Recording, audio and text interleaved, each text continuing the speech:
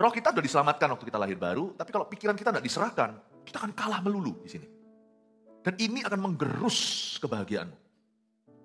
Tapi pikiran kita kalau diserahkan ke Tuhan, akal budi itu diperbaharui, itu dahsyat luar biasa. Saya tidak berkata bahwa iman itu adalah kekuatan pikiran. Pikiran positif, oh iman lebih dari itu.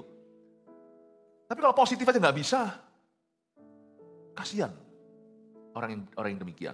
Kalau hati kita latih untuk baik hati kita akan lebih happy, sungguhan itu. Saya belajar kalau sama orang di masyarakat, sebagai publik figur apalagi, tidak semua orang suka sama kita, ada yang suka, ada yang benci. Tapi sekalipun kalau saya jalan di mana dan saya tahu orang itu nggak suka sama saya contohnya, atau ngomong apa atau gimana, bukan sesuatu asumsi, tapi sesuatu yang terbukti. Saya nggak jadikan itu perkara di hati saya. Pertama-tama saya beritahu pada diri saya sendiri pikiran yang berguna. Emangnya gua ini siapa semua orang harus suka sama saya, Yesus saja tidak semua orang cinta. Kalau Anda itu bisa cengli atau bisa masuk akal pikirannya itu, hidup itu tanpa ekspektasi yang berlebih. Sehingga tidak seperti orang-orang tertentu kalau di dislike, tidak disukai seseorang itu dia bisa depresi. Turunkan ekspektasimu. Emangnya saya ini siapa semua orang suka? Yesus loh, tidak semua orang cinta, apalagi percaya. Jadi kalau saya ketemu seperti itu, saya dapat kesempatan untuk saya sapa dulu. I may not be fond of you, saya mungkin tidak suka sama kamu. Tapi itu tidak menghalangi saya untuk baik hati. Karena saya baik hati sama Anda, I do that for me, not for you. Saya lakukan itu untuk saya, bukan untuk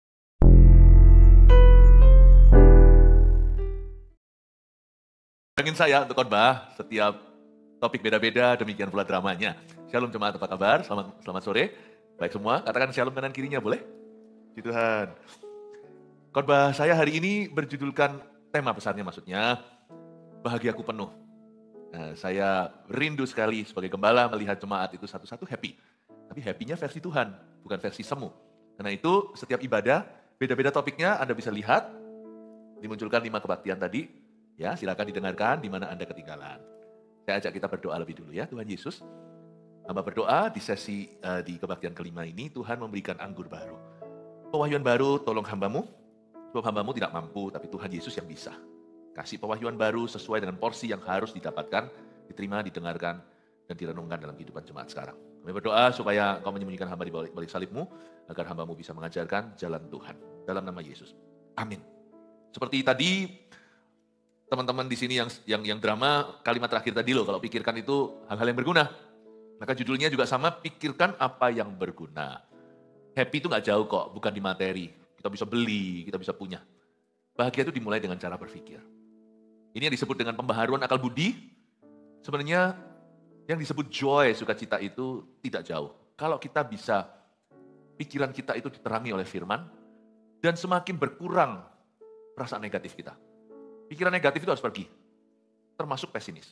Kalau kita bisa lenyapkan hal-hal itu oleh kuat kuasa firman Allah, pasti segala sesuatu itu rasanya berbeda.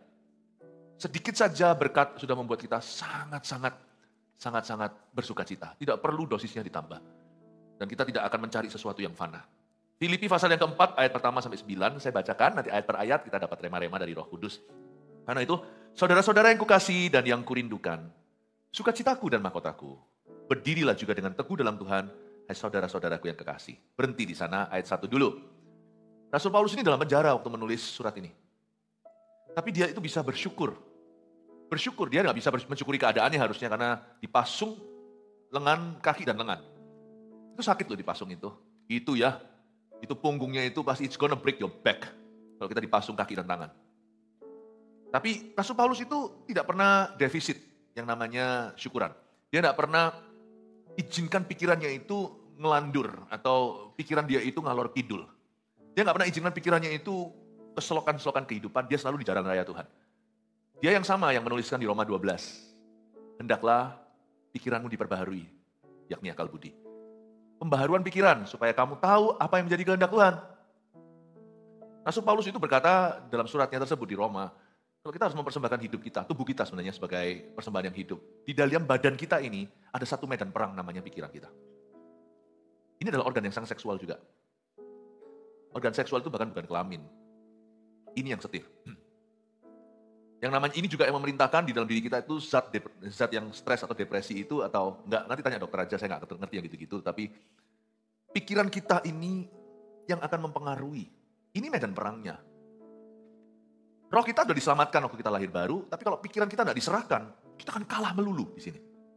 Dan ini akan menggerus kebahagiaan. Tapi pikiran kita kalau diserahkan ke Tuhan, akal budi itu diperbaharui, itu dahsyat luar biasa. Saya tidak berkata bahwa iman itu adalah kekuatan pikiran. Pikiran positif, oh iman lebih dari itu. Tapi kalau positif aja nggak bisa, kasihan orang yang demikian. Lihat Paulus dalam penjara dia berkata, karena itu saudara-saudara yang kukasih dan yang kurindukan dia tulis surat. Sukacitaku dan mahkotaku. Berarti pikirannya bukan mikirkan yang negatif, pikirannya itu memikirkan yang positif, lebih dari itu dia pikirkan manusia. Dia pikirkan orang-orang, dia pikirkan jemaat, sukacitaku, mahkotaku. Sangat gampang ya kita itu terpeleset ke dalam pikiran yang negatif dan pesimis. Hal-hal yang sifatnya asumsi, yang tidak terbukti. Dark feeling, satu perasaan yang gelap, warna abu-abu dalam jiwa, sesuatu yang gak tentu, tapi itu bisa membuat kita overthinking. Bahkan bisa mengalami panic attack karenanya, bahkan bisa stres, bahkan bisa depresi. Setan itu bekerja serang sini dengan berbagai macam tipu muslihat. Dia bekerja bukan dengan satu pikiran kalau setan lewat. Dia bekerja itu seperti machine gun, seperti tembak senapan, seperti tembak senapan otomatis yang langsung biasanya sebelum pikiran satu mendarat, pikiran lainnya sudah menuju. Lalu kita nggak tahu gimana lagi sortir, mulai dari mana pikiran itu. Caranya itu begitu. Saya nggak mengajarkan sekali lagi, kekristenan itu adalah thought only. Tapi bagian tubuh kita yang perlu kita serahkan ke Tuhan, salah satu bagian yang utama setelah jaga hati dengan segala waspada adalah jaga pikiran kita. Ini harus dijaga. Kalau kita izinkan sedikit negatif itu akan mengamiri, sungguhan. Dan perkataan kita pun akan terasa dan kita akan mudah melukai. Orang yang terluka itu akan kelihatan juga. Cara berpikirannya pun mulai minus. Cara berpikirnya itu nggak pas.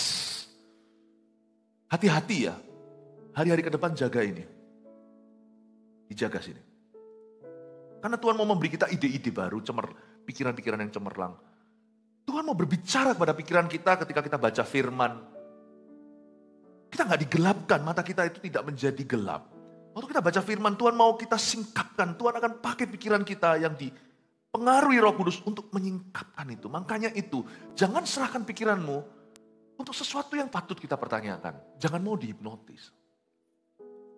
Jangan mau kosongkan pikiran. Tuhan tidak pernah ajari kita kalau kita menghadap hadiratnya itu kosongkan pikiran. Tidak loh ya. Kurenungkan firman-Mu, itu yang diajarkan. Siang dan malam bukan kosongkan, diisi malahan. Ku pegang perintah-Mu dan ku lakukan. Engkau tahu ya Tuhan, tujuan hidupku hanyalah untuk menyenangkan hati-Mu. Ternyata apa yang kita pikirkan itu akan didengar oleh Tuhan. Pikiran kita itu seperti tembok yang mendengungkan sesuatu ke tahta Allah. Biarlah manis kau dengar Tuhan, itu pikiran kita. Renungan hati maksudnya. Biar manis kau dengar. Pikiran kita itu bisa manis didengar dengan Tuhan. Tapi makanya kalau kita memikirkan yang manis, yang indah, yang suci, yang adil, yang benar. Hati-hati, jangan serahkan pikiranmu pada setan atau kepada seseorang. Never surrender your consciousness to someone.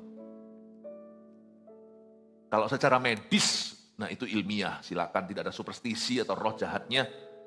Kalau memang perlu dianestesi oleh dokter, ya, saya waktu pernah operasi lutut saya itu, cepat itu dikasih infus seperti ini, oksigen.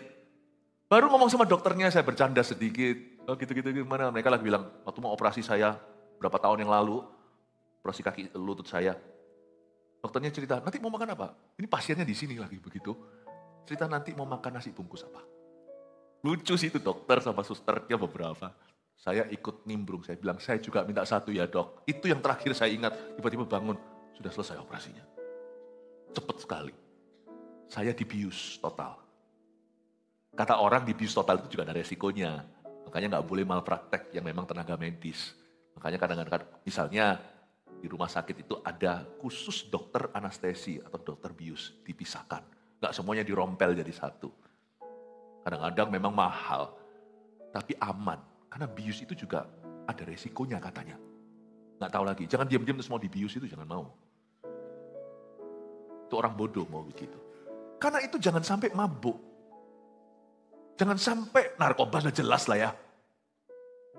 minum-minuman apapun juga, Alkitab memang tidak mengajarkan, tidak suruh kita, tidak berkata tidak boleh minum anggur. Tapi jangan kamu mabuk karena anggur. Karena orang yang mabuk melakukan perkara-perkara bodoh, setir, tabrakan, nabrak orang. Orang yang mabuk lagi high, kena substance atau kena obat-obatan, pikirannya itu diserahkan. Waktu saya pergi ke Belanda, saya masih ingat pelayanan sih.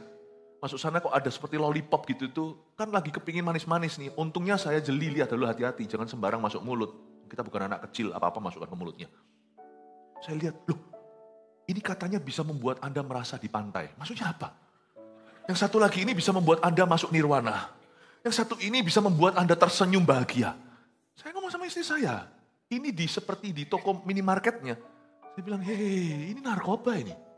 Dijual bebas nih, marijuana atau apa. Enggak ya. Masuk lewat mulut mungkin dihisap, tapi itu pikiran dikosongkan. Tidak heran alkohol juga ada namanya spirit. Sungguhan tuh, spirit apa yang masuk ketika Anda menggila? Ketika kita habis itu lagi marah gitu bisa berantem, berkelahi. Orang kalau high kan bisa berbuat gila. Apapun yang pikiranmu harus jaga. Pikiran itu hanya bisa tenang waktu tidur, izinkan di dalam Tuhan. Itu adalah bagian daripada pemulihan badan. Tapi jangan biarkan pikiran Anda kosong. Tidur pun tidak kosong kok, kalau kita tidur dalam hadiratnya ya, bukan mati maksudnya. Tidur, hati kita beres sama Tuhan itu, kita dapat mimpi yang indah. Saya itu pemimpi loh, saya sering dalam tidur saya itu mendapat banyak sekali ide-ide bagus. Kadang-kadang sebagai pengkhotbah pun sesuai dengan jalur profesi, Tuhan kasih saya itu bahan khotbah dalam tidur juga. Kasih saya perenungan, kasih saya gambar, karena saya ini orangnya visual. Pikiran gak pernah kosong, cuman dia seperti mobil kalau lagi tidak kita gas, running engine-nya tetapi dia tidak melaju gitu loh. Orang tidur kayak gitu, tidak kosong. Siapa bilang kita tidur itu pikiran kita kosong? Itu no. Pikiran kita no. Makanya itu kalau sebelum tidur itu jangan marah. Jangan simpen dosa sampai esok hari, selesaikan hari ini, minta ampun sama Tuhan, move on. Jangan lakukan lagi. Waktu tidur itu kita dapat sesuatu. Pikir kita itu di bawah alam bawah sadar. Di dalam tidur aja kalau kita mimpi yang buruk aja kita tahu takut kok. Kalau kita mimpi yang salah aja kita juga merasa bersalah ya kan. Ada cerita seorang istri ketika bangun tidur langsung marah sama suaminya. Kenapa? Kamu jahat. Jahat kapan? Di dalam mimpiku. Loh, kasihan kadang-kadang. Tapi laki-laki kalau digituin, biar aja, iya sayang, gak apa-apa, sorry aja. Yang ketawa itu mungkin pernah ngalami itu ya. Ayo ngaku. Saya tidak akan memberikan ini, saya dihipnotis. Ayo ngomong kata ini, kalimat ini, lalu habis itu nanti semua kehendak saya dipegang orang itu. Dalam pikiran kita bukan ada kemauan, ada kehendak, ada pilihan. Nah itu saya jaga. Tidur lain cerita. Anestesi kalau memang itu prosedur medis. Saya masih ingat kok waktu saya bangun dari operasi saya itu. Kalimat pertama yang keluar dari mulut saya itu sungguhan. I love you Jesus. Lagi operasi kok. Tiba-tiba saya berkata I love you Jesus. Lain ya. Di tidur kita, bangun kita. Kalau kita itu cinta Tuhan, kita tetap cinta Tuhan. Tapi saya tidak akan izinkan karena alkohol, karena apa. No. Dan sama bahayanya dengan semua yang saya sebutkan di atas, hipnotis, alkohol, semua adalah diracuni pikiran-pikiran toksik atau negatif. Itu sama. Itu narkoba jenis beda. Sebab lama-lama akan merasuk sampai ke sifatmu dan itu akan mempengaruhi keputusanmu. Don't do that. Jangan lakukan itu. Nah sekarang saya akan langsung ke firman ini, saya jelaskan kepada Anda. Kepada ayat 2. Tadi ayat 1 kan Paulus itu dalam penjara. Isi pikirannya dengan yang berguna. Dia mikirin jemaat. Dia berdoa. Cerita-cerita dalam penjara pernah sekali pula waktu dia dalam penjara. Di Filipi malahan. Itu sampai gempa penjaranya. Pintu-pintu terbuka. Dia itu nyanyi himnal atau nyanyi pujian. A hymn of love tadi seperti yang kita nyanyikan. Paulus itu isi. Saya percaya waktu dia lagi dipasung belenggu. Dia gak bisa apa-apa anyway. Dia mikirkan yang positif. Dia mikirkan kasih jemaatnya. Dia memikirkan, oh ini si ini bertumbuh. Dia memikirkan, oh yang orang ini, orang baru, jiwa baru udah bertobat. Dia hitung satu persatu. Dan dia berkata, kamu mahkotaku. Kamu sukacitaku. Luar biasa ya. Kamu sukacitaku, kamu mahkotaku. Saya kalau bepergian ya, saya buka cerita. Saya di HP saya itu ada foto-foto, video-video keluarga saya. Banyak, sampai storage-nya habis. Yang hoax itu gak pernah saya save. Malah saya blok iya. Nah kalau saya gak bisa tidur gitu ya. Kadang-kadang kalau badan terlalu capek itu malah nggak bisa tidur. Kalau pergi pelayanan gitu, wah, lalu ketemu orang, lalu acara, lalu khotbah, pemuritan segala sampai di kamar. Tinggal letihnya setelah mandi. Lucunya, sebelum mandi rasanya sudah mau geblak aja di ranjang. Tapi kalau pulang balik ke hotel, saya pastilah langsung akan mandi dulu. Saya nggak bisa tidur kalau nggak mandi. Mandi keramas jadi seger, lucu. Luarnya seger, dalamnya capek sekali. Jadi saya nggak bisa tidur. Saya nggak terus isi macam-macam gitu, nggak. Apa pikiran-pikiran, mikir-mikir nggak. Sebelum pikiran saya lari-lari karena saya ini aktif di sini.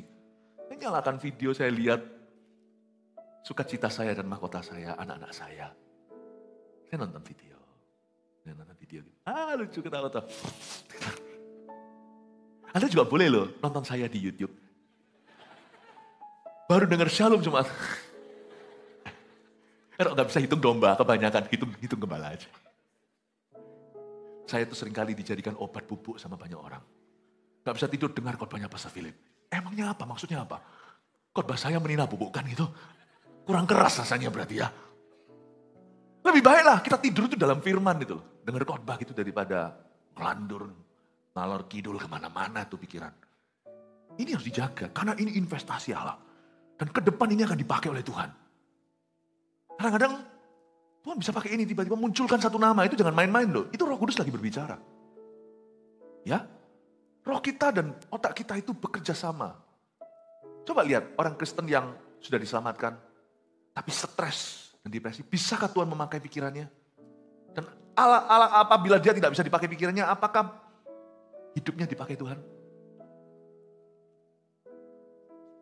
Saya pernah melihat orang Kristen anak Tuhan dan saya tidak hakimi. Saya malah justru berbelas kasihan.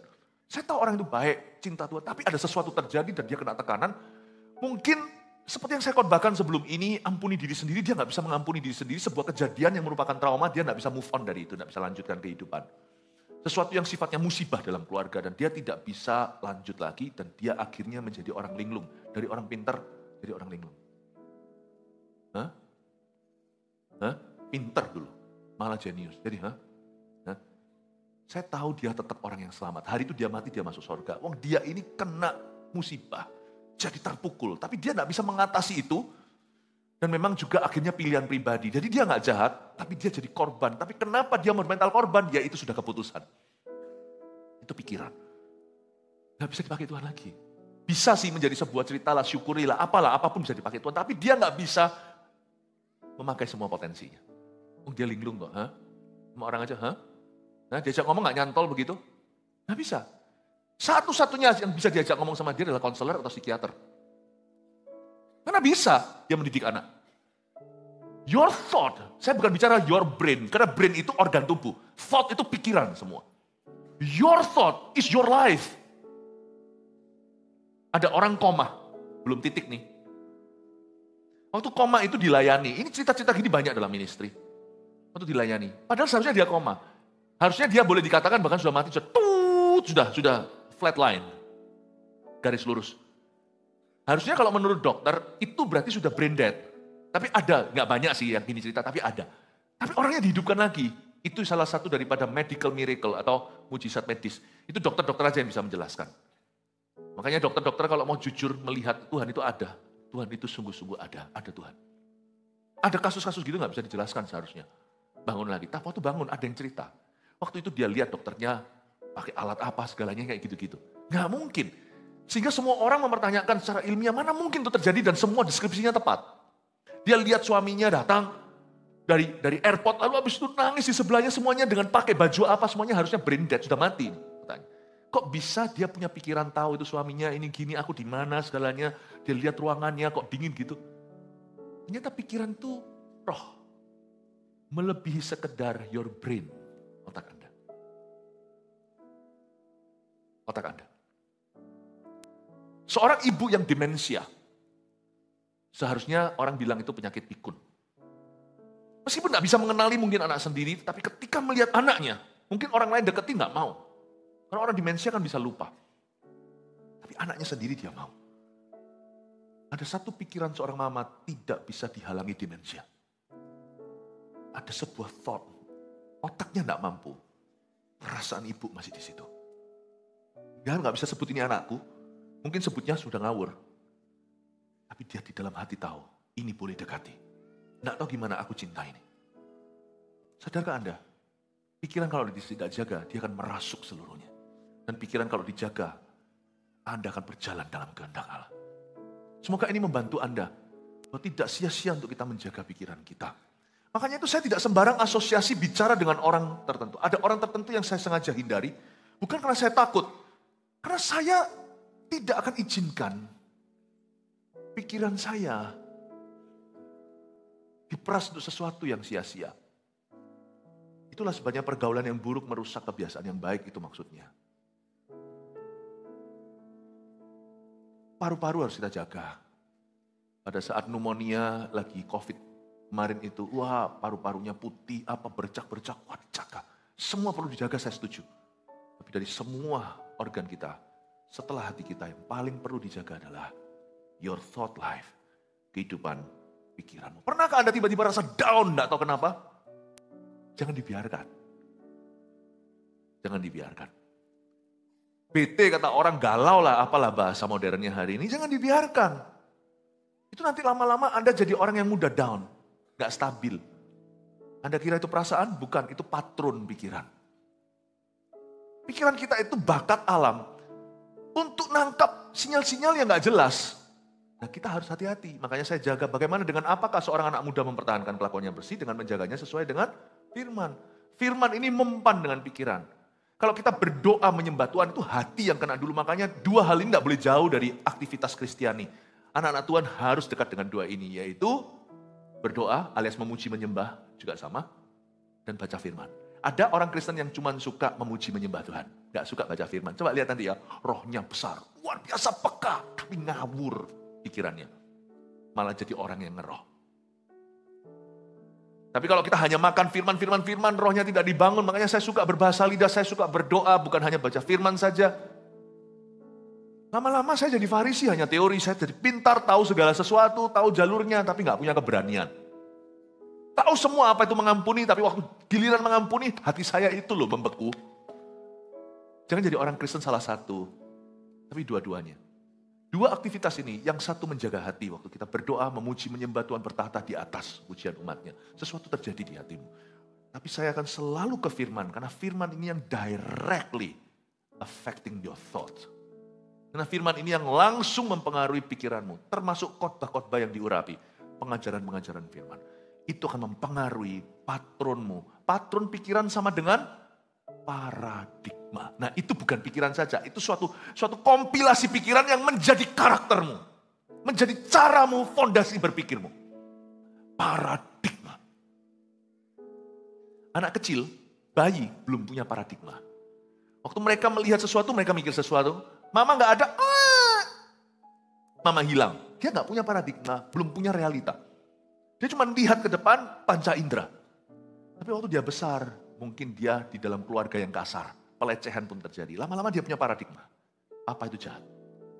Lalu pula dilanjutkan lagi komplikasinya. Semua laki-laki sama saja. Nah di situ biasanya masalah seksualitas juga terjadi. Paradigma. Tapi kalau dia sehat meskipun tidak sempurna. Dia akan punya paradigma. Dan dia lebih memahami cara kerja Allah. Makanya dari sejak kecil kalau engkau mengajari anakmu. Sampai dia dewasa pun tak akan meninggalkan jalan. Nah paradigma ini tidak bisa sekali baca Alkitab. Tapi sebuah lifestyle gaya hidup dalam firman. Lama-lama membentuk paradigmamu sehingga Anda tidak perlu dikit-dikit tanya Tuhan kira-kira apa. Anda tahu kehendak Allah Roma 12. Apa yang sempurna, apa yang baik, apa yang berkenan. Anda tahu. Langsung ketemu satu masalah gitu ya. Yang tidak perlu didoakan. 70% sudah dijawab dengan paradigmamu. 30% Anda masuk, tutup pintu. Aku minta spesifikasi. Aku minta tuntunanmu secara detail ya Tuhan. Ini yang disebut dengan membangun manusia roh kita. Itu lengkap, bukan orang yang ngeroh. Ini adalah beban saya untuk jemaat kita. Karena jemaat gereja ini bukan hanya memberi Anda makan, memberi Anda ikan. Tapi latih Anda bagaimana Anda bisa menjala ikan sendiri. Saya rindu sebagai gembalamu untuk mengajarkan kepada Anda, memuridkan caranya gimana kita bisa punya kehidupan pikiran dalam firman. Makanya itu orang yang juga mendengar khotbah. Kenapa saya itu seringkali kok cerewet ya? 5 kali dengerin semua. Karena saya tidak mau hanya Anda dengar khotbah. Ternyata apa yang kita pikirkan itu akan didengar oleh Tuhan. Pikiran kita tuh seperti tembok yang mendengungkan sesuatu ke tata Allah. Biarlah manis kau dengar Tuhan, itu pikiran kita. Renungan hati maksudnya. Biar manis kau dengar. Pikiran kita itu bisa manis didengar dengan Tuhan. Tapi waktu kita, makanya kalau kita memikirkan yang manis, yang indah, yang suci, yang adil, yang benar. Hati-hati, jangan serahkan pikiranmu kepada setan atau kepada seseorang. Never surrender your consciousness to someone. Kalau secara medis, nah itu ilmiah, silakan, tidak ada superstisi atau roh jahatnya. Kalau memang perlu dianestesi oleh dokter, ya, saya waktu pernah operasi lutut saya itu, cepet itu dikasih infus seperti ini, oksigen. Baru ngomong sama dokternya, saya bercanda sedikit, oh gitu-gitu gimana, mereka lagi bilang, waktu mau operasi saya berapa tahun yang lalu, operasi kaki lutut saya. Dokternya cerita, nanti mau makan apa? Ini pasiennya di sini lagi begitu. Cerita nanti mau makan nasi bungkus apa? Lucu sih itu dokter sama susternya beberapa. Saya ikut nimbrung, saya bilang, saya juga minta satu ya dok. Itu yang terakhir saya ingat, tiba-tiba bangun, sudah selesai operasinya. Cepat sekali. Saya dibius total. Kata orang dibius total itu juga ada resikonya. Makanya nggak boleh malpraktek yang memang tenaga medis. Makanya kadang-kadang misalnya, di rumah sakit itu ada khusus dokter anestesi atau dokter bius, dipisahkan. Nggak semuanya dirompel jadi satu. Kadang-kadang memang mahal, tapi aman. Karena bius itu juga ada resikonya katanya. Nggak tahu lagi, jangan diam-diam terus mau dibius itu jangan mau. Itu orang bodoh mau begitu. Karena itu jangan sampai mabuk. Jangan sampai narkoba sudah jelas lah ya. Minum-minuman apapun juga, Alkitab memang tidak mengajarkan, tidak suruh kita, tidak berkata tidak boleh minum anggur. Tapi jangan kamu mabuk karena anggur. Karena orang yang mabuk melakukan perkara-perkara bodoh, setir, tabrakan, nabrak orang. Orang yang mabuk lagi high, kena substance atau kena obat-obatan, pikirannya itu diserahkan. Waktu saya pergi ke Belanda, saya masih ingat pelayanan sih. Masuk sana kok ada seperti lollipop gitu tuh, kan lagi kepingin manis-manis nih. Untungnya saya jeli, lihat dulu hati-hati, jangan sembarang masuk mulut. Kita bukan anak kecil, apa-apa masukkan ke mulutnya. Saya lihat, loh ini katanya bisa membuat Anda merasa di pantai. Maksudnya apa? Yang satu lagi ini bisa membuat Anda masuk nirwana. Yang satu ini bisa membuat Anda tersenyum bahagia. Saya ngomong sama istri saya, ini seperti di toko minimarketnya. Saya bilang, hei ini narkoba ini. Dijual bebas nih, marijuana atau apa. Enggak ya. Masuk lewat mulut mungkin dihisap. Tapi itu pikiran dikosongkan. Tidak heran alkohol juga ada namanya spirit. Sungguhan tuh. Spirit apa yang masuk ketika Anda menggila? Ketika kita habis itu lagi marah gitu bisa berantem, berkelahi. Orang kalau high kan bisa berbuat gila. Apapun yang pikiranmu harus jaga. Pikiran itu hanya bisa tenang waktu tidur. Izinkan di dalam Tuhan. Itu adalah bagian daripada pemulihan badan. Tapi jangan biarkan pikiran Anda kosong. Tidur pun tidak kosong kok. Kalau kita tidur dalam hadiratnya ya, bukan mati maksudnya. Tidur, hati kita beres sama Tuhan itu, kita dapat mimpi yang indah. Saya itu pemimpi loh. Saya sering dalam tidur saya itu mendapat banyak sekali ide-ide bagus. Kadang-kadang sebagai pengkhotbah pun sesuai dengan jalur profesi, Tuhan kasih saya itu bahan khotbah dalam tidur juga. Kasih saya perenungan, kasih saya gambar, karena saya ini orangnya visual. Pikiran gak pernah kosong, cuman dia seperti mobil kalau lagi tidak kita gas, running engine-nya tetapi dia tidak melaju gitu loh. Orang tidur kayak gitu, tidak kosong. Siapa bilang kita tidur itu pikiran kita kosong? Itu no. Pikiran kita no. Makanya itu kalau sebelum tidur itu jangan marah. Jangan simpen dosa sampai esok hari, selesaikan hari ini, minta ampun sama Tuhan, move on. Jangan lakukan lagi. Untuk tidur itu kita dapat sesuatu. Pikir kita itu di bawah alam bawah sadar. Di dalam tidur aja kalau kita mimpi yang buruk aja kita tahu takut kok. Kalau kita mimpi yang salah aja kita juga merasa bersalah ya kan. Ada cerita seorang istri ketika bangun tidur langsung marah sama suaminya. Kenapa? Kamu jahat. Jahat kapan? Di dalam mimpiku. Loh, kasihan kadang-kadang. Tapi laki-laki kalau digituin, biar aja, iya sayang, gak apa-apa, sorry aja. Yang ketawa itu mungkin pernah ngalami itu ya. Ayo ngaku. Saya tidak akan memberikan ini, saya dihipnotis. Ayo ngomong kata ini, kalimat ini, lalu habis itu nanti Semua kehendak saya dipegang orang itu. Dalam pikiran kita bukan ada kemauan, ada kehendak, ada pilihan. Nah itu saya jaga. Tidur lain cerita. Anestesi kalau memang itu prosedur medis. Saya masih ingat kok waktu saya bangun dari operasi saya itu. Kalimat pertama yang keluar dari mulut saya itu sungguhan. I love you Jesus. Lagi operasi kok. Tiba-tiba saya berkata I love you Jesus. Lain ya. Di tidur kita, bangun kita, kalau kita itu cinta Tuhan, kita tetap cinta Tuhan. Tapi saya tidak akan izinkan karena alkohol, karena apa. No. Dan sama bahayanya dengan semua yang saya sebutkan di atas, hipnotis, alkohol, semua adalah diracuni pikiran-pikiran toksik atau negatif. Itu sama. Itu narkoba jenis beda. Sebab lama-lama kan merasuk sampai ke sifatmu, dan itu akan mempengaruhi keputusanmu. Don't do that. Jangan lakukan itu. Nah sekarang saya akan langsung ke firman ini, saya jelaskan kepada Anda. Kepada ayat 2, tadi ayat 1 kan Paulus itu dalam penjara, isi pikirannya dengan yang berguna. Dia mikirin jemaat, dia berdoa, cerita-cerita dalam penjara, pernah sekali pula waktu dia dalam penjara, di Filipi malahan. Itu sampai gempa penjaranya, pintu-pintu terbuka. Dia itu nyanyi himnal atau nyanyi pujian, a hymn of love tadi seperti yang kita nyanyikan. Paulus itu isi, saya percaya waktu dia lagi dipasung belenggu, dia gak bisa apa-apa anyway, dia mikirkan yang positif. Dia mikirkan kasih jemaatnya, dia memikirkan oh ini si ini bertumbuh. Dia memikirkan oh yang orang ini, orang baru, jiwa baru udah bertobat. Dia hitung satu persatu dan dia berkata kamu mahkotaku, kamu sukacitaku. Luar biasa ya. Kamu sukacitaku, kamu mahkotaku. Saya kalau bepergian ya, saya buka cerita. Saya di HP saya itu ada foto-foto, video-video keluarga saya banyak sampai storage-nya habis. Yang hoax itu gak pernah saya save. Malah saya blok iya. Nah kalau saya gak bisa tidur gitu ya. Kadang-kadang kalau badan terlalu capek itu malah gak bisa tidur. Kalau pergi pelayanan gitu. Wah, lalu ketemu orang, lalu acara, lalu khotbah, pemuritan segala sampai di kamar. Tinggal letihnya setelah mandi. Lucunya sebelum mandi rasanya sudah mau geblak aja di ranjang. Tapi kalau pulang kembali ke hotel saya pastilah langsung akan mandi dulu. Saya gak bisa tidur kalau gak mandi. Mandi keramas jadi seger, lucu, luarnya seger, dalamnya capek sekali. Jadi saya gak bisa tidur. Saya gak terus isi macam-macam gitu, gak. Apa pikiran-pikiran, mikir-mikir gak. Sebelum pikiran saya lari-lari, karena saya ini aktif di sini. Saya nyalakan video, saya lihat sukacita saya dan mahkota saya, anak-anak saya. Saya nonton video. Gitu. Lucu ketawa tuh. Anda juga boleh loh nonton saya di YouTube. Baru dengar shalom cuma. Kalau nggak bisa hitung domba, kebanyakan hitung gembala aja. Saya itu seringkali dijadikan obat bubuk sama banyak orang.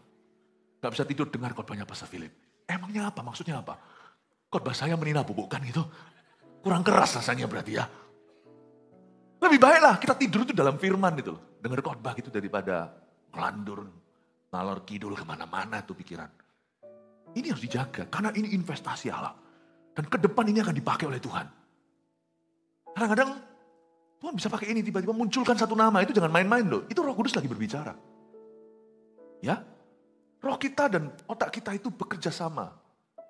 Coba lihat orang Kristen yang sudah diselamatkan, tapi stres dan depresi, bisakah Tuhan memakai pikirannya? Dan apabila dia tidak bisa dipakai pikirannya, apakah hidupnya dipakai Tuhan? Saya pernah melihat orang Kristen anak Tuhan dan saya tidak hakimi. Saya malah justru berbelas kasihan. Saya tahu orang itu baik, cinta Tuhan, tapi ada sesuatu terjadi dan dia kena tekanan.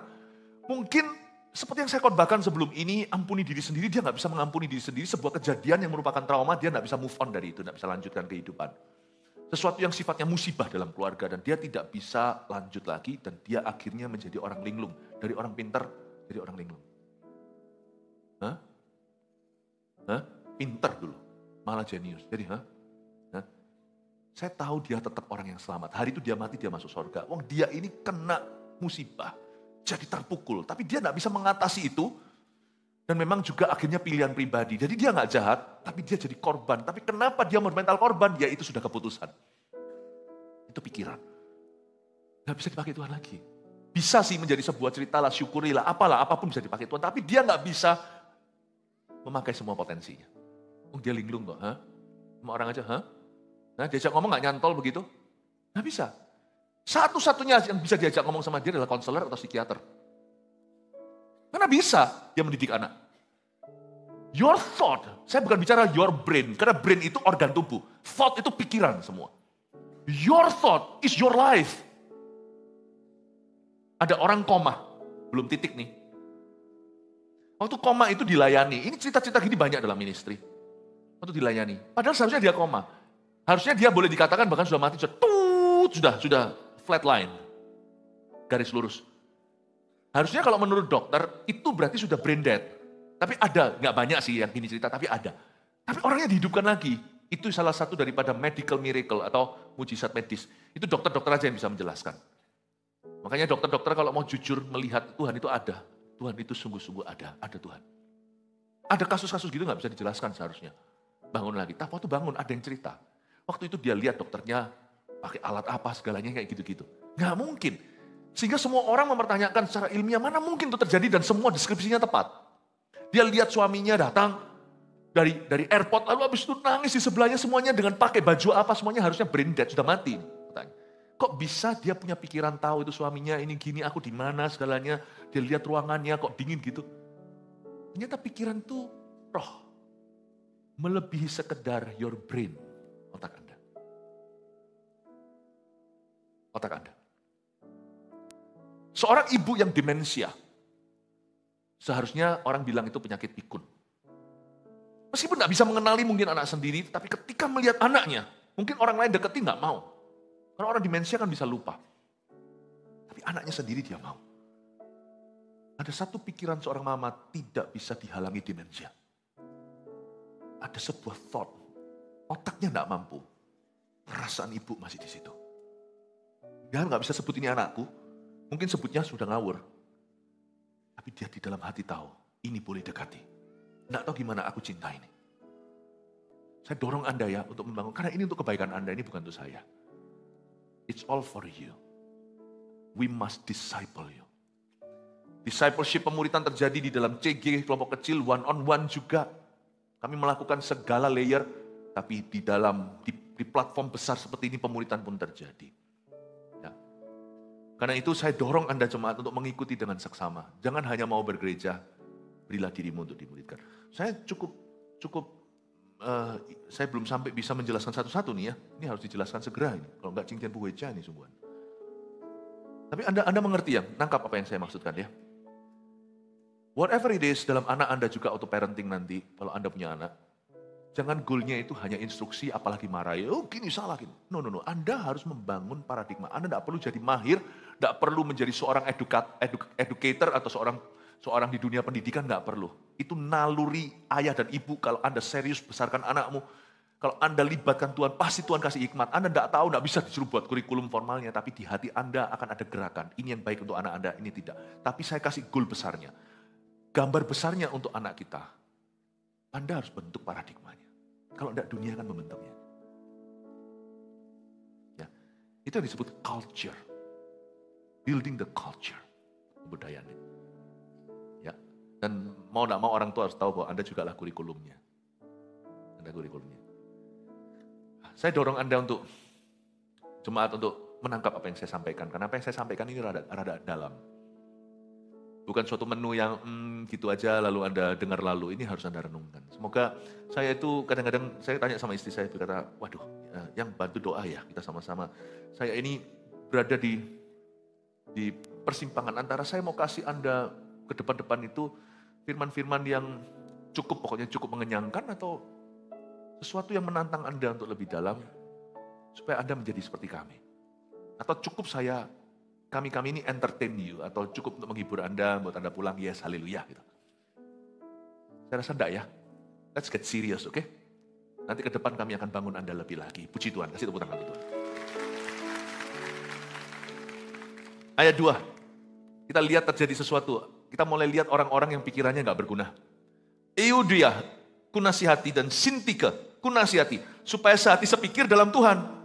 Bahkan ku minta kepadamu juga, Sunsugos, temanku yang setia, tolonglah mereka, karena mereka telah berjuang dengan aku dalam pekabaran Injil bersama-sama dengan Clemens dan kawan-kawanku sekerja yang lain, yang nama-namanya tercantum dalam kitab kehidupan. Ayat 2, ada dua wanita, Euodia dan Sintike. Semua kesamaan nama tidak ada kesengajaan. Ya, kalau di sini ada Bu Yunike, lain namamu. Euodia dan Sintike, mereka berantem melulu. Tapi saya penasaran kenapa Paulus tidak ceritakan mereka berantem apa. Paulus ini kayak orang masak setengah jalan ditinggal kompornya. Tapi kalau ini jadi firman Allah atau jadi logos firman tertulis, pasti disengaja. Meskipun Paulus tidak sengaja mungkin. Tapi ayat 2, cuma satu ayat aja, 2 orang ini dimasukkan dalam firman yang kekal selama-lamanya. Euodia kunasihati, Sintike juga kunasihati supaya sehati sepikir dalam Tuhan. Mereka itu Tom and Jerry. Kok nggak cerita sih? Saya kepingin tahu, lu orang berantem soal apa? Tapi Paulus tidak menjelaskan sama sekali. Paulus tidak mau masuk dalam detil-detilnya kalau kita baca di ayat 2. Ya, Paulus tidak ceritakan. Karena bagi Paulus, it's not important.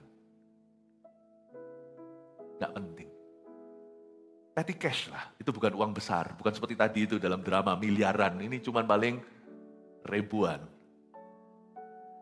Euodia dicampur lagi Euodia sama Sintike. Jadi Euodia ya boleh juga ya. Euodia kunasihati dan Sintike kunasihati supaya sehati sepikir dalam Tuhan. Saya pelajari ada suatu konklusi yang saya ambil dari sini, yaitu bahwa apapun yang mereka perdebatkan tidak terlalu penting. Sampai Alkitab pun tidak mau menyebut itu apa. Tapi dijadikan percontohan bahwa mereka dinasihati supaya sehati sepikir dalam Tuhan. Berarti gini ya, orang itu kalau pikirannya kosong, nggak usah kosong lah. Pikirannya itu negatif, pesimis, nggak berguna yang dipikirkan oleh dia. Asumsi-asumsi, apapun jadi bahan perdebatan, apapun jadi bahan tukaran. Tapi orang seperti Paulus yang punya misi yang jelas, yang hidup dalam visi. Orang seperti Paulus yang memperbaharui akal budi, berada di level yang beda. Di level itu, everything is important to them. Segala sesuatu penting. Di level Paulus, not so important lah. Bukan berarti Paulus itu suka menyangkali keadaan. Enggak loh ya, kalau Anda baca di Korintus, hal-hal yang penting, yang perlu diadres, yang harus ditegur, dinasihati, harus diperbaiki, diluruskan. Paulus klarifikasi, lakukan dengan segenap hati. Jadi sebenarnya ada problema di hidup ini yang tidak ada. Tapi diada-ada karena pikirannya nganggur dan sia-sia. Kadang-kadang ya cara konseling terbaik ya, misalnya kalau ada suami istri berantem terus seperti Tom and Jerry tadi. Sometimes ya jawabannya nggak ada di situ. Pada waktu mungkin lutut saya kembali waktu saya pernah mengalami masalah itu, tapi masalah itu bukan karena olahraga, tapi sesuatu kondisi. Tapi setelah itu kan sudah operasi kan saya harus jalan masih sakit segalanya, saya datang ke dokter waktu saya tanya ini gimana, kenapa gini? Dia bilang, oh enggak, ini nggak bisa. Ini nggak bisa diambil sakitnya, percuma mau diambil sakitnya di gini-gitulah semuanya. Anda harus membangun muscle, otot paha, supaya enggak terluka, supaya enggak nanti bermasalah lagi. Oh gitu ya?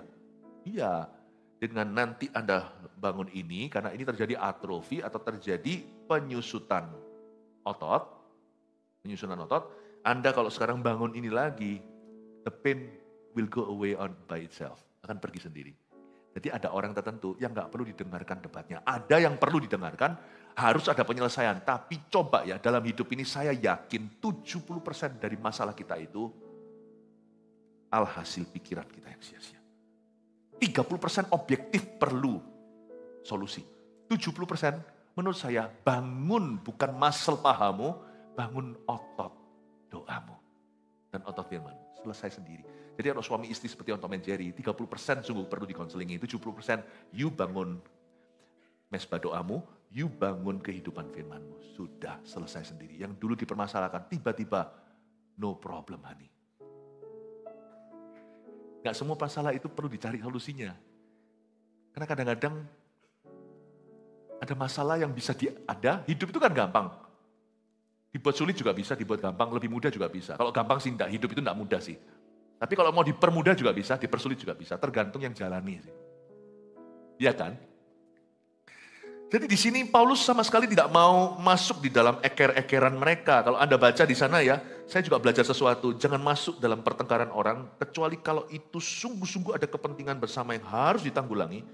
Kalau sesuatu yang sifatnya petty cash itu kata petty itu artinya kecil, uang kas kecil. Kalau sesuatu yang sifatnya receh, saya rasa kadang-kadang kita perlu berbesar hati itu aja. Itu kan selesai sendiri. Makanya itu Paulus langsung pakai ayat 3, bahkan ku minta kepadamu juga Sun Sugos, ini bukan Sun Gokong itu monyet. Bahkan ku minta kepadamu juga Sun Sugos, temanku yang setia, langsung ditandemkan dengan orang yang setia. Supaya Eudia dan Sintike malu sendiri. Ini bukan mempermalukan, tapi sebagai perbandingan. Paulus langsung shift, coba Anda lihat ya, dia bergeser perhatian. Dia cuma kasih mereka satu ayat, itu pun pendek pula. Ayat 3 lebih panjang. Eudia ku nasihati, Sintike ku nasihati. Udah gitu aja supaya mereka sehati sepikir. Malahan aku minta kepadamu, Sun Sugos itu temanku yang setia. Tolonglah mereka. Karena mereka telah berjuang dengan aku dalam pekabaran Injil. Bersama dengan Clemens dan kawan-kawan sekerja yang lain yang nama-namanya tercantum dalam kehidupan. Sun Sugos dan Clemens enggak tukaran, enggak berantem, enggak eker-ekeran. Karena mereka dewasa pikiran. Sedangkan Sintike dan Eudia, semuanya diperkarakan. Apa yang diperkarakan oleh hatimu menunjukkan kedewasaanmu. Dan apa yang tidak diperkarakan oleh hatimu juga menunjukkan kedewasaanmu. Makanya ada ayat juga di Amsal, tapi saya bahasa Indonesianya, saya lebih ngerti Inggrisnya, tapi bahasa Indonesianya kurang lebih begini. Ya. Orang yang bisa mengabaikan salah, orang itu besar. Kasih menutupi lebih banyak kesalahan. Kalau itu di Korintus.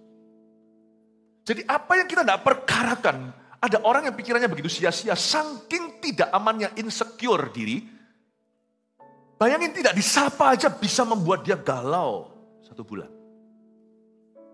Ada orang itu segitu rupanya, senganggur itunya, kadang-kadang kita itu senganggur itunya pikiran kita, hal-hal yang belas gak perlu diperkarakan, itu jadi perkara besar dalam dirinya. Sungguhan. Makanya itu saya berdoa di dalam nama Yesus, supaya pikiran kita diisi dengan sesuatu. Amin Bapak Ibu. Karena kalau sekarang saya disuruh milih, saya mau jadi seperti Eudia atau Clemens, saya mau jadi seperti Clemens. Paulus kasih lihat Sun Sugos dan Clemens supaya Eudia dan Sintike malu dan tertemplak sendiri. Lihat ini, mereka teman sekerjaku, setia lagi. Mereka telah berjuang dengan aku, pekabaran Injil. Lihat itu, kata-kata besar di dalamnya. Kalau mereka, Eudia cuma diberitahu, pun nasihati, supaya sehati. Lihat Sun Sugos, setia, tolonglah mereka. Mereka berjuang dalam pekabaran Injil. Clemens, nama-nama yang tercantum dalam kitab kehidupan. Luar biasa, ayat 4. Bersukacitalah senantiasa dalam Tuhan. Sekali lagi kukatakan bersukacitalah. Setelah dikasih bom nuklir sama Paulus tidak lanjut. Paulus cuma bilang gini, sudahlah. Ngomong dia sama Sintike, sudahlah. Baik kan? Karena bagi Paulus, gak ada masalah apa-apa. Ini kayak dokter yang suruh pasiennya pulang. Dok, gatal di sini, diperiksa nggak ada apa-apa. Dok, pusing di sana, di MRI bahkan di apa juga nggak ada apa-apa. Dok, lama-lama dokternya bilang pulang. Yuk nggak ada masalah. Ada loh pasien gitu, karena pasiennya datang ke saya. Saya diusir loh, Pastor Philip sama dokter. Kenapa? Andai kata saya, tapi pendeta nggak boleh usir orang, itu jadi berita. Dan saya bilang, betul, berarti isilah hidupmu. Isi apa maksudnya Pastor Philip? Kalau pikirannya melulu ke diri sendiri ya semuanya sakit, semuanya gatal. Isi pikiranmu dengan sesuatu yang lain gitu loh. Oh gitu ya, saya doakan, mau dengar puji Tuhan. Ini Eudia dan Sintike bilang, sudah, you gak ada masalah. Kalau ada masalah pasti Paulus akan tanggulangi, dia terbukti. Terbukti berkali-kali begitu. Tapi Sun Sugos, dia bilang, lihat Sun Sugos. Lihat Clemens, orang-orang yang namanya tertulis dalam kitab kehidupan. Lihat ya, di mata Tuhan yang diperhitungkan adalah orang-orang yang tidak sia-siakan hidupnya. Orang-orang yang tidak memikirkan sia-sia. Kolose berkata, biarlah pikiranmu ada di atas di mana Kristus ada. Janganlah pikiranmu di bawah. Bapak Ibu Saudara, saya dorong Anda. Dan sekarang ayat 4 berkata, bersukacitalah senantiasa dalam Tuhan. Sekali lagi kukatakan bersukacitalah. Kalau saya jadi Eudia, saya sudah tertemplak karena ini yang nulis di penjara. Be happy lah. Kalau orang kanker berkata, bersyukurlah. Kita yang sehat malu ya kan. Udahlah. Kalau ada orang yang sudah kanker stadium terakhir tapi terus ingin melayani di CG contohnya, pernah ada cerita-cerita begitu. Dan termasuk mereka yang sudah meninggal dunia, pahlawan-pahlawan iman kita. Kalau mereka berkata, ayolah layani. Yang gak mau melayani, yang suam kuku pasti malu. Paulus berkata, bersukacitalah senantiasa dalam Tuhan. Sekali lagi kukatakan bersukacitalah. You know, joy eliminates the need to be offended. Karena ada sukacita, kita tidak merasa perlu. Kita begini loh, kalau kan ada sukacita, kita itu, pikiran kita itu nggak senganggur itu sampai mikirkan, hari ini aku tersinggung apa ya? Atau hari ini sesuatu yang nggak ada gunanya. Paulus berkata, bersukacitalah senantiasa dalam Tuhan. Sekali lagi katakan bersukacitalah, itulah double joy sesungguhnya. Itulah porsi ganda sukacita. Paulus berkata, kalau hatimu, pikiranmu diisi dengan sukacita Tuhan, bahagiamu akan penuh. Karena kamu tidak punya waktu untuk mengeluh. Luar biasa ya. Bahagia itu nggak usah dibeli mahal-mahal. Tentunya ada hal-hal tertentu yang membuat kita happy, bisa dibeli dengan money. Saya tahu. Tapi tanpa money pun banyak happiness tersedia kok. Karena joy itu free. Sukacita itu bebas biaya. Justru menurut saya, orang-orang paling stres di dunia itu orang yang punya segala-galanya. Karena mereka lebih dirudung takut. Kebanyakan orang-orang yang sukses gimana itu susah tidur itu banyak, gak sedikit. Saya berkata begini bukan berarti anti sukses, enggak. Tapi miliki dulu gaya hidup yang benar di hadapan Allah. Jaga hati dengan segala waspada.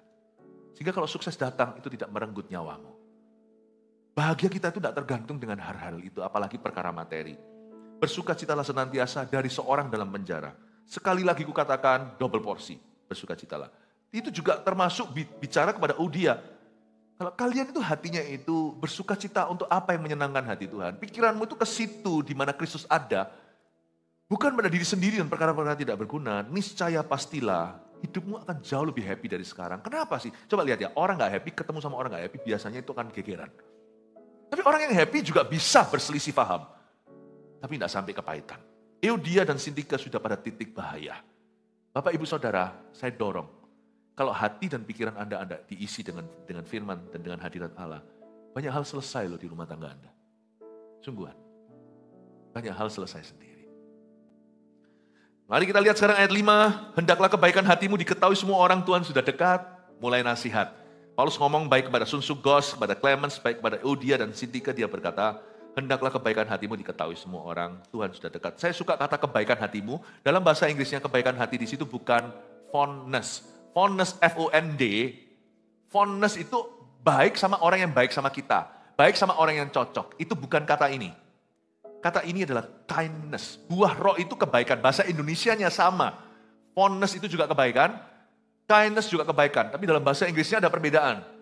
Bahasa di balik kata kebaikan hatimu dalam bahasa Yunaninya, ini adalah kindness. Bukan fondness. Fondness itu sama orang yang ramah. Jadi kita sudah naturalnya seorang mama sama bayinya. Oh lucunya fond. Dia senang. Bukan cuma baik. Dia baik karena dia senang. Dia baik karena dia cocok. Fondness. Tapi kindness itu sama semua orang.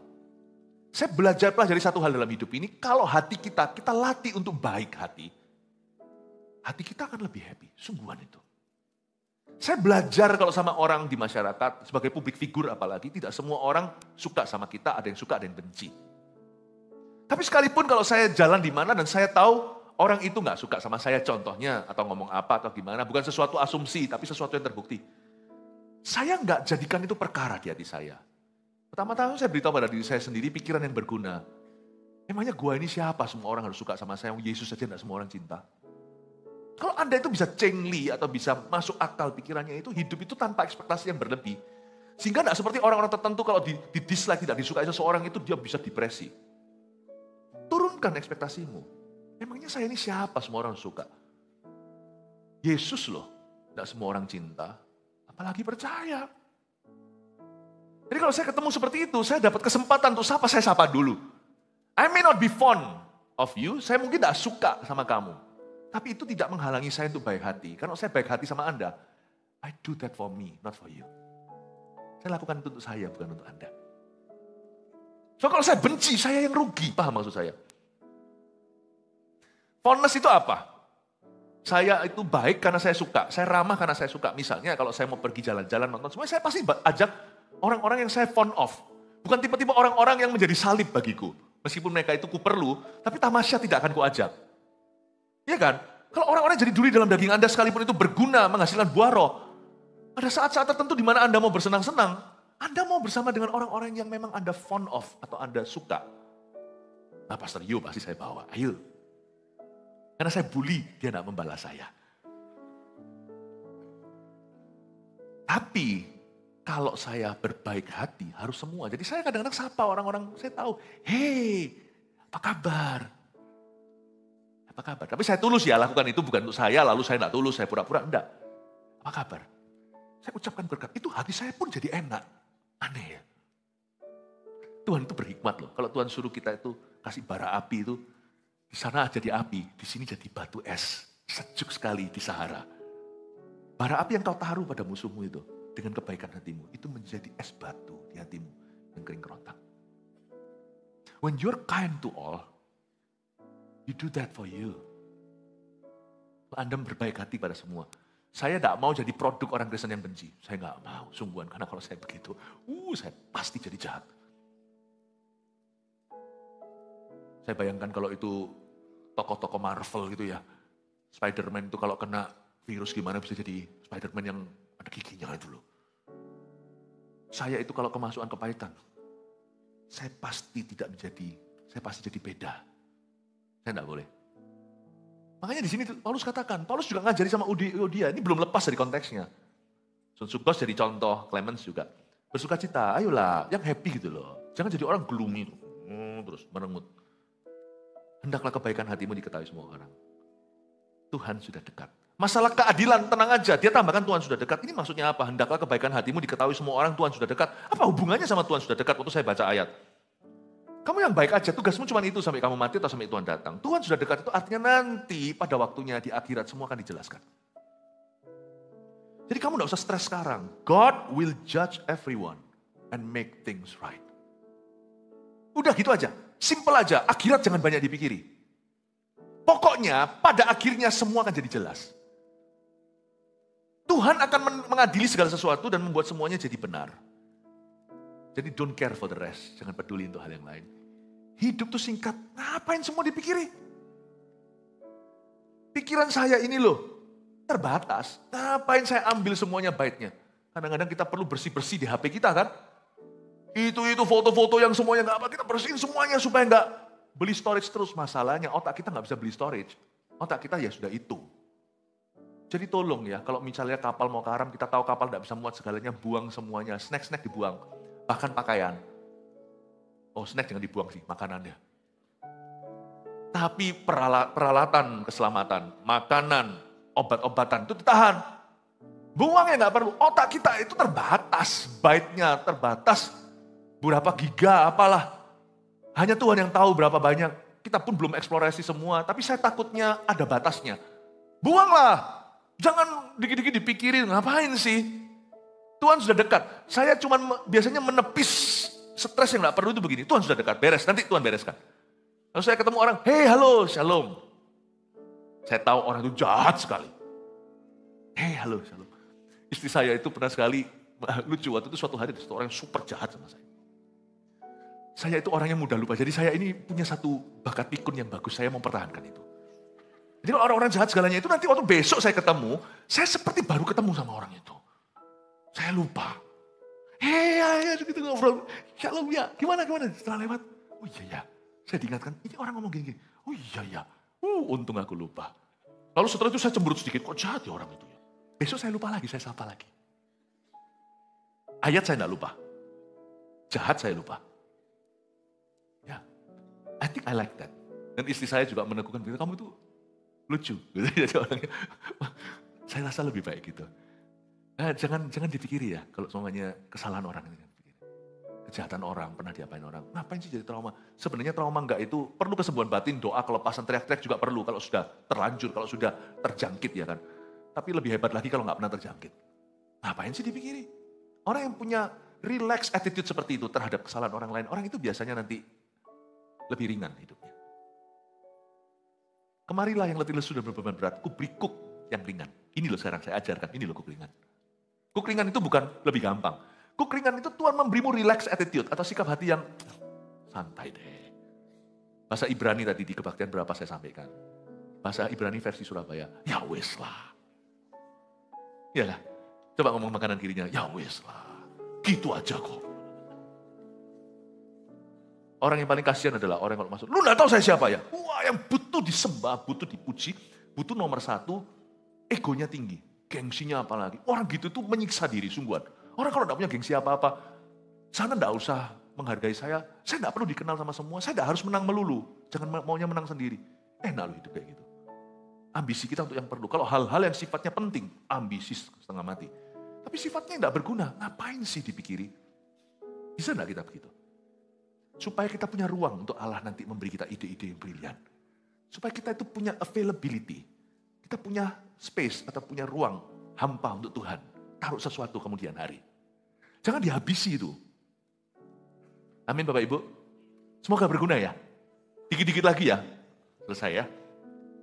Sampai mana?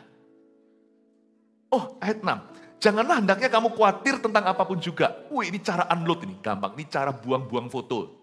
Jangan kamu khawatir tentang apapun juga. Yang pertama harus pergi kekhawatiran. Karena kekhawatiran itu belum terjadi dan tidak tentu terjadi. Ngapain dipikiri? Nanti kalau begini gimana kayak tadi itu loh. Ini takut yang sakit, ini takut bangkrut, ini takut diselingkuhi. Tidak terjadi. Relax saja lah. Kalau terjadi aku hadapi gitu aja. Bukan berarti kita nggak antisipasi. Ngapain antisipasi gitu? Kalau hidup kita itu selalu siap melakukan kehendak Tuhan, apapun yang di depan kita, kita pasti siap menghadapi. Santai aja. Ngomong gini enak, Pastor Philip. Enggak. Santai nggak santai, masalahnya sama datang. Kayak mau santai atau mau stres. Stres kalau sudah datang, saya akan hadapi. Ditunggu juga sama stresnya, nggak ditunggu juga stresnya datang. Asal saya ready to do God's will, siap melakukan kehendak Tuhan. Kalau datang, baru saya rasakan stresnya, ayo. Kita jalani.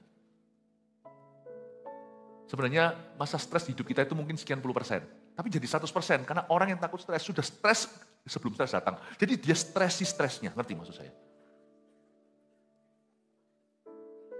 Saya rasa Tuhan tahu lah porsi. Saya sih nyantai aja, Tuhan tahu porsinya lah. Kesusahan sehari itu sehari. Tuhan tahu porsinya. Dan Tuhan juga tahu kemampuan saya, keterbatasannya. Tuhan pasti akan bantu saya pada waktunya. Jadi bagi saya begini. Stres kalau datang pasti datang. Saya siap kok. Saya hidupnya tidak tertuju apa-apa. Tapi kalau kita terus pikiri, lama-lama kita tidak mikir apa-apa. Hidup kita cuma isinya stres. Ya, jangan hendaknya kamu khawatir tentang apapun juga, tetapi nyatakanlah dalam segala hal keinginanmu kepada Allah dalam doa dan permohonan dengan ucapan syukur. Nah di sini ada skillnya. Belajar art ini atau belajar hikmat. Dikatakan di sini setelah jangan khawatir adalah nyatakan dalam segala hal keinginanmu kepada Allah. Tulis baik-baik. Belajar menaruh perasaan Anda dalam kata-kata. Ini kekurangan kita orang Asia dan orang Indonesia. Orang Barat sangat bagus tentang hal ini.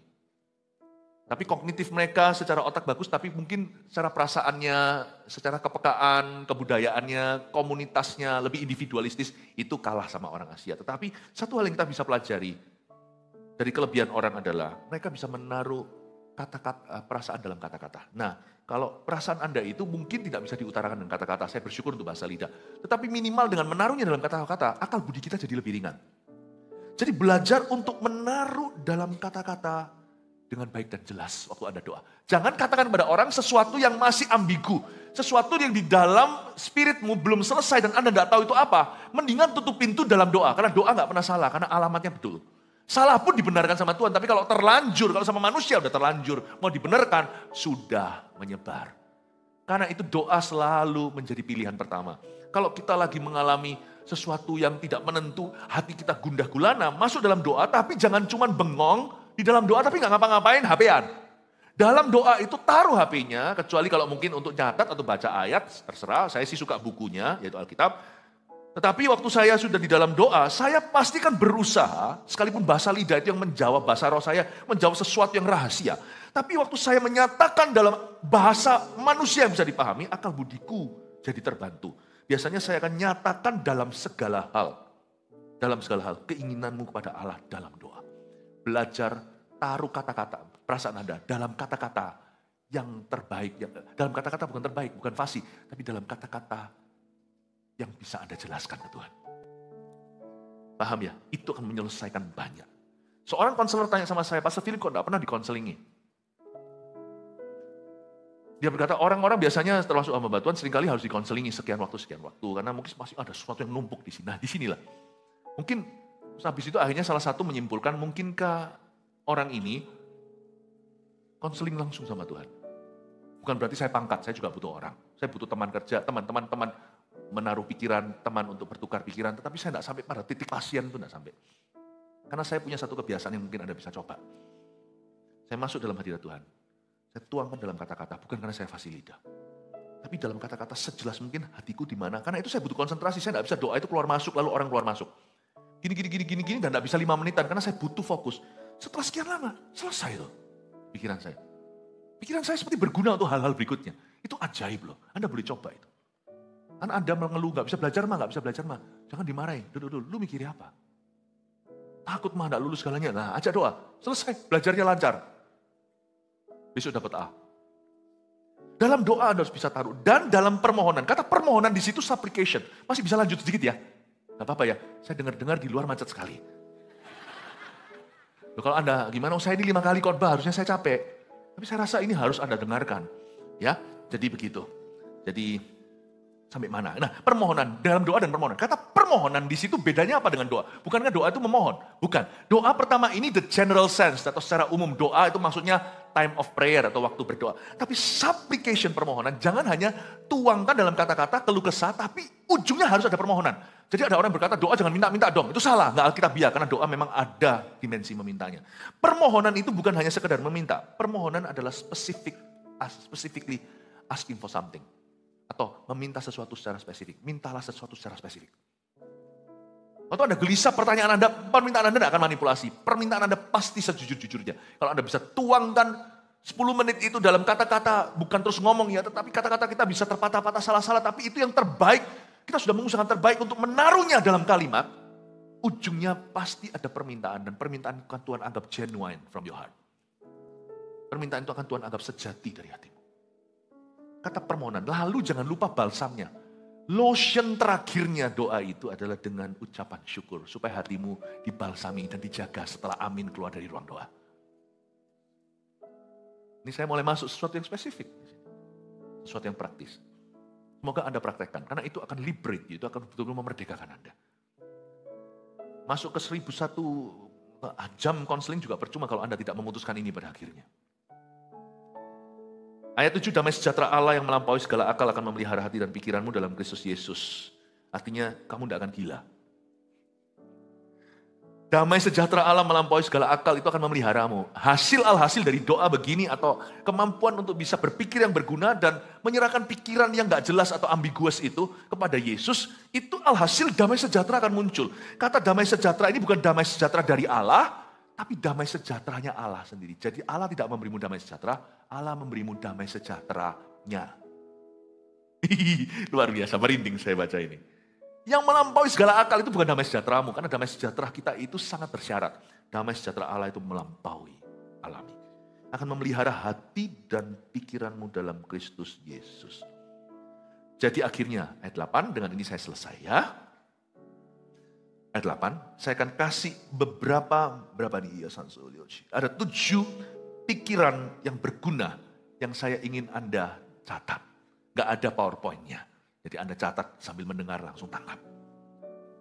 Jadi akhirnya saudara-saudara semua yang benar. Kita baca bersama ayat 8, 2, 3. Jadi akhirnya saudara-saudara, semua yang benar, semua yang mulia, semua yang adil, semua yang suci, semua yang manis, semua yang sedap didengar, semua yang disebut kebajikan dan patut dipuji, pikirkanlah semuanya itu. Ayat 9 sekalian, dan apa yang telah kamu pelajari, dan apa yang telah kamu terima, dan apa yang telah kamu dengar, dan apa yang telah kamu lihat padaku. Pengajaran Paulus itu komplit. Lakukanlah itu. Maka Allah sumber damai sejahtera akan menyertai kamu. Ayat 9 dulu, lalu ayat 8 nanti 7 pikiran yang berguna itu supaya Anda catat ya. Tapi ayat 9 ini begini loh. Damai itu dari doa itu akan membuatmu melakukan perkara-perkara berguna. Ingat ya, thoughts will lead to deeds. Dalam bahasa Inggrisnya. Pikiran akan pasti dilanjutkan ke tindakan. Makanya hati-hati dengan pornografi. Orang bujangan misalnya. Kalau dia nggak selesai dengan itu, nanti pada waktu pacaran pasti tidak kudus pacarannya. Karena dia pasti harus melakukan sesuatu. Apa yang dia lihat, apa yang dia renungkan, apa yang masuk, inputnya pasti mempengaruhi output.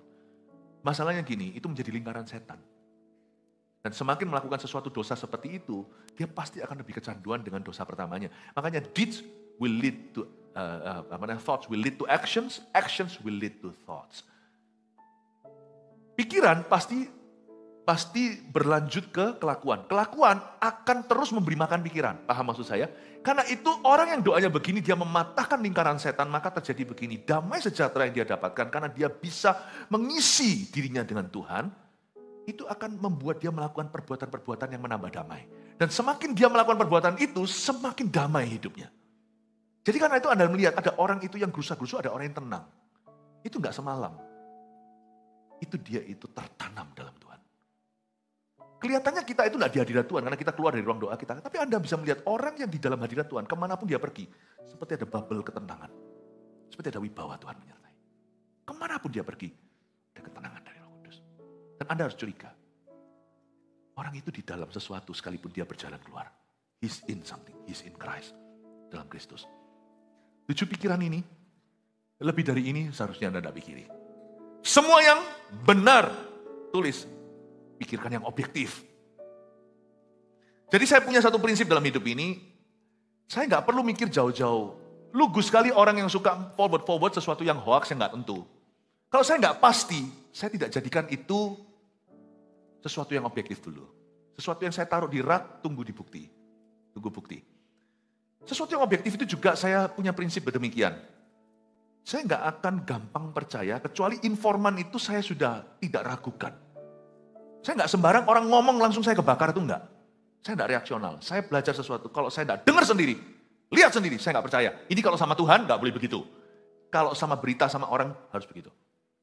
Tahu nggak orang itu gini. Kalau saya nggak dengar sendiri saya nggak percaya. Jadi kalau nggak gitu nanti orang ngomong apa lalu kita benci, padahal nggak tentu itu betul juga. Orang yang dibenci bingung-bingung, kenapa lu nggak suka sama aku? Kenapa kamu marah? Anda tahu nggak di dunia ini banyak orang dibodohi sama setan. Saya punya prinsip dalam hidup ini membuat hidup saya simpel. Saya tidak dengar sendiri, saya tidak lihat sendiri, saya tidak percaya. Kalau sama Tuhan saya nggak berani, itu berarti kan saya Thomas. Si ragu. Tapi kalau sesuatu yang negatif, saya nggak lihat sendiri, saya nggak percaya. Objektif, semua yang benar. Nggak benar, nggak tentu benar. Ya gini ya, kalau nggak tentu benar ya berarti belum benar. 2, semua yang mulia. Mulia di sini apa? Maksudnya berkualitas. Benar pun kalau nggak berkualitas ya saya malas. Nggak mentang-mentang kalau benar faktanya berarti saya akan bicarakan atau saya pikirkan. Ngapain saya pikirkan? Mau dipikiran banyak Nggak cuma itu aja. Semua yang mulia, kata glory di situ, bobot atau kavod artinya dalam bahasa Ibrani-nya, artinya berkualitas, berbobot, bertujuan. Saya tanya selalu, pikiran ini gunanya apa? Kalau enggak, langsung saya aborsi. Bayi jangan diaborsi, pikiran boleh diaborsi. Des. Saya langsung aborsi. Kalau itu tidak berkualitas, sorry guys, not for me. 3, Anda lihat semua yang adil. Fair enggak? Oke ini benar, ini berkualitas, tapi fair enggak untuk sebelah sana atau siapa yang dirugikan? Fair enggak? Kalau enggak fair, saya enggak mau digituin sih. Sana ada golden rule, ada peraturan emas. Do unto others what you want others to do unto you. Lakukan pada orang lain apa yang Anda ingin orang lain lakukan kepadamu. Fair atau tidak? Semua yang suci, kata suci di situ setepat atau dipisahkan, berarti apakah itu alkitabiah dan masuk srek enggak di hati nurani? Semua dilihat dari segala kriteria, oke sih, itu kan enggak srek tuh di hati saya. Enggak srek, ngapain dipikirin? Saya enggak mau pikirin, enggak srek. Sorry setan, enggak usah sorry lah sama setan, pokoknya enggak mempan. Suci di situ artinya biblical or not? Apakah hati nurani? Apakah Tuhan yang endorse pikiran itu? Semua yang manis. Manis di sini apa? Manis di sini yang membangun. Sweet untuk didengar. Itu bukan yang enak-enak doang. Kadang-kadang yang membangun itu juga sesuatu yang keras, sesuatu yang menegur. Tapi apakah itu manis enggak? Manis enggak? Semua yang manis. Mungkin packagingnya bisa kurang manis kalau Anda suka durian, kan durian itu jangan dimakan kulitnya. Please jangan. Tapi dalamnya enak, kata orang yang benci ya benci, yang suka ya suka. Kadang-kadang packagingnya itu memang dalam bentuk konstruktif, kritisisme atau kritikan yang membangun. Tapi kalau Anda makan itu buahnya, itu manis loh. Itu manis. Semua yang manis. Semua yang sedap didengar di sana, nomor 6, yang sedap didengar itu semua yang testimonial. Nah ini gak ada salahnya. Semua yang sifatnya kesaksian, good story yang membangun iman, itu saya terima. Wah saya terima. Saya senang, Paul senang sekali kalau orang itu memberikan kesaksian, saya itu senang sekali. Karena itu membangun semua telinga yang mendengarnya. Yang disebut, lalu terakhir yang disebut kebajikan dan patut dipuji. Ini mirip sih, yang nomor 7 ini saya kasih bahasa saya sendiri. Inilah laporan kemenangan, bukan cuma testimonial yang disebut kebajikan dan patut dipuji itu viralkan yang sifatnya laporan-laporan kemenangan. Dari orang lain dan sebagainya. 7 hal ini, kalau Anda bedah pikiran saya, most of the time saya nggak ngaku-ngaku selalu berhasil. most of the time, hampir selalu, sebagian besar waktu, most of the time, saya masih gagal kadang-kadang, most of the time kalau Anda belah sini, Anda lihat 7 butir itu. Dan selama makanya, karena saya ingin Roh Kudus kerasan di sini dan terus berkarya. Kutularkan dalam nama Yesus milikmu. Haleluya. Mari kita semua bangkit berdiri.